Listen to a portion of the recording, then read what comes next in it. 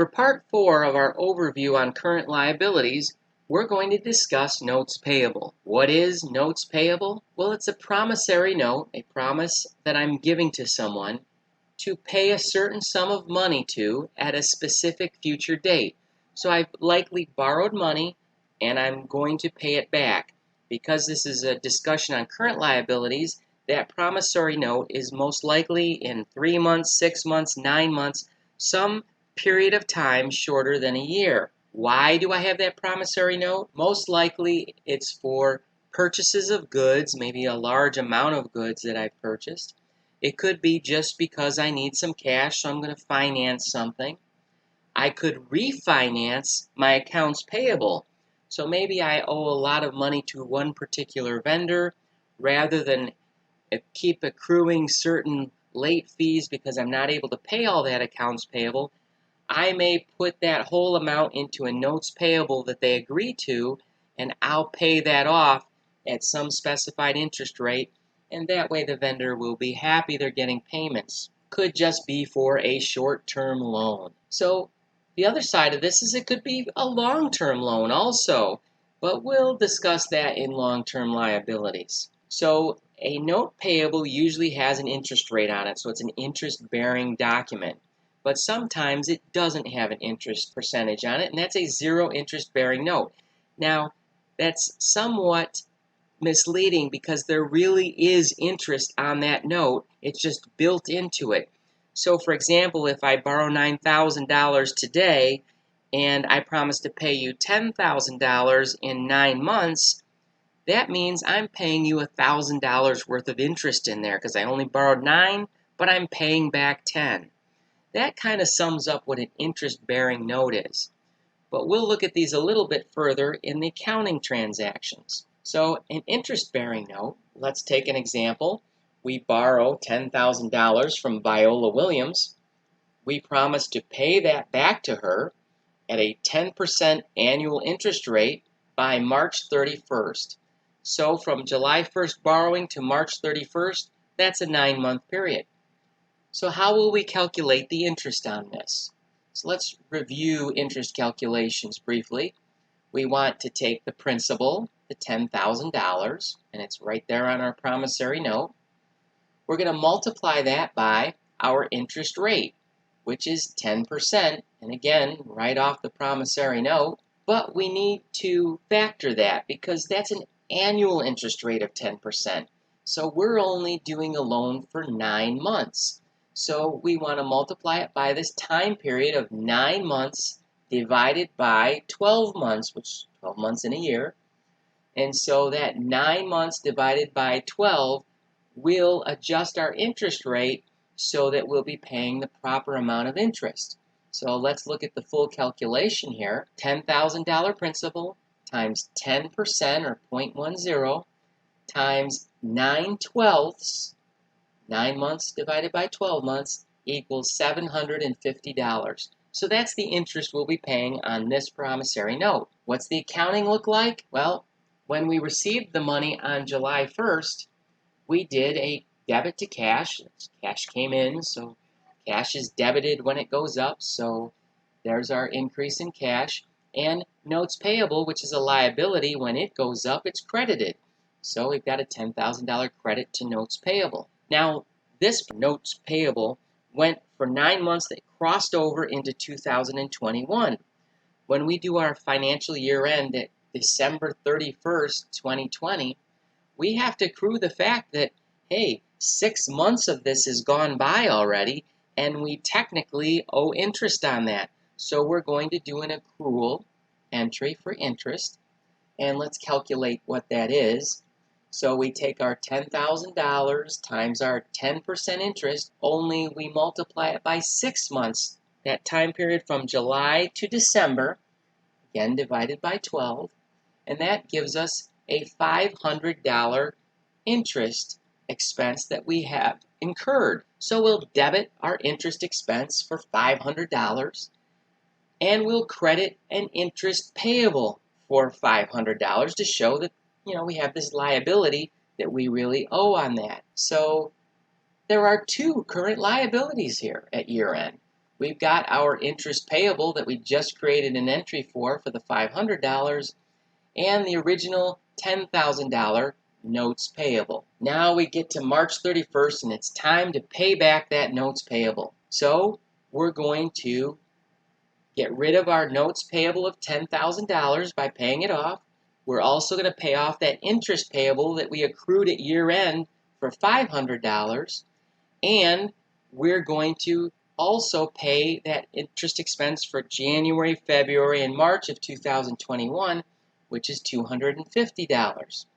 So the total cash that we'll be spending or paying Viola Williams is $10,750. Our $10,000 loan plus our $750 interest.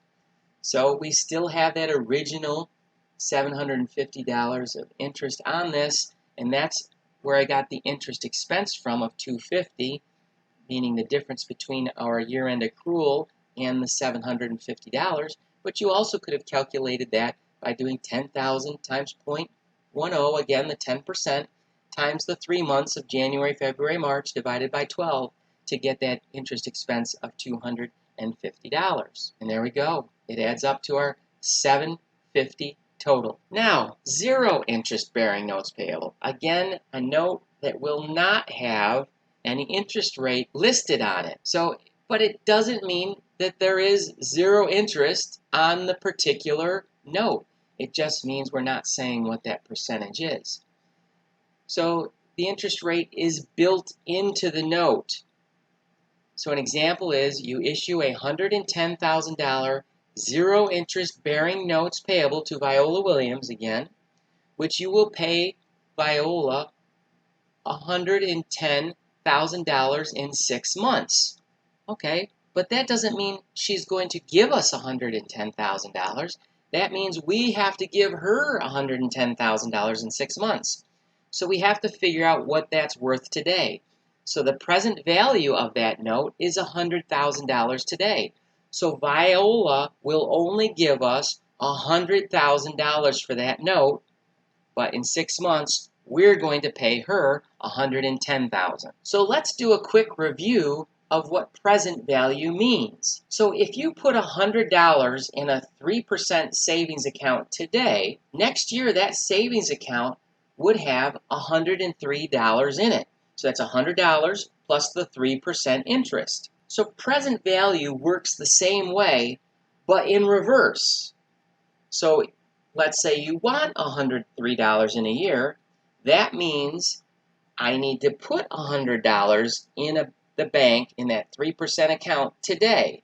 So essentially, $103 in a year has a present value of $100 today at that 3% rate. So in the case of our promissory note, the $110 we're going to pay Viola Williams in 6 months has a present value today of $100,000. So that's the amount of money she's going to give us so that we can use for our business. So let's see the accounting entries on this. When you receive the cash comes in, $100,000. But we're going to do a notes payable for $110,000 because that's what our zero interest bearing notes payable said. We're going to pay Viola $110,000. So the difference is an account called discount on notes payable. And what a discount on notes payable is, it's a holding or tracking account on the balance sheet. So it holds the amount of interest expense that you will pay or the amount that you will have left to pay on that notes payable in future periods. So we know in 6 months we're paying Viola $110,000, even though she gave us $100,000. That means the future interest as we move forward is going to be $10,000, and we'll put that into this discount on notes payable. So it is our cost of borrowing that money. It will reduce every time we recognize expense. So if this was to cross over a year, we would recognize some interest expense for a few months and then reduce that discount on notes payable, but show that interest expense. So how would it look on the balance sheet? Well, we'd have cash of $100,000 in our assets for the cash we received. The current liabilities will show $110,000, but this discount on notes payable is what's called a contra account. In other words, it acts the opposite of the group it's in. So it's listed in current liabilities, but it's a debit account. And you remember that liabilities are normally credit accounts. They go up with credits, down with debits. Well, the discount on notes payable acts the opposite to that, but yet we still show it in the current liabilities section. So it's going to reduce the notes payable 110,000 down to, as of today, Viola gave us 100,000. We're only going to owe her back 100,000 if we return the loan immediately today. So that's how it's reflected in our current liabilities section. And as time goes on, we will recognize interest expense, lower that discount, and eventually we'll pay her the whole 110,000 back as notes payable.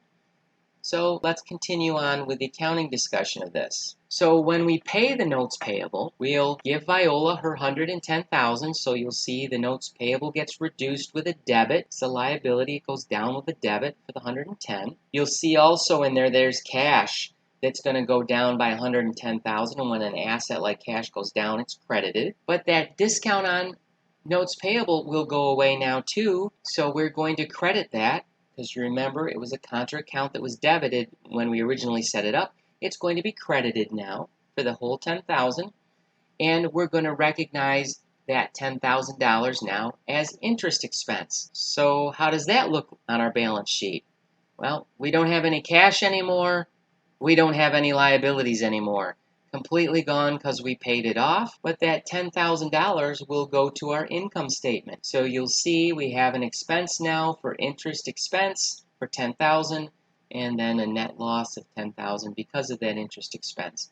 So that's how the zero interest bearing notes payable account is both calculated and the interest expense is calculated for these. I hope that gives you a general overview and understanding of notes payable as it relates to current liabilities. Remember to like this video and comment below if there's something else you'd like to see in the future, and remember to subscribe. Thanks again for listening.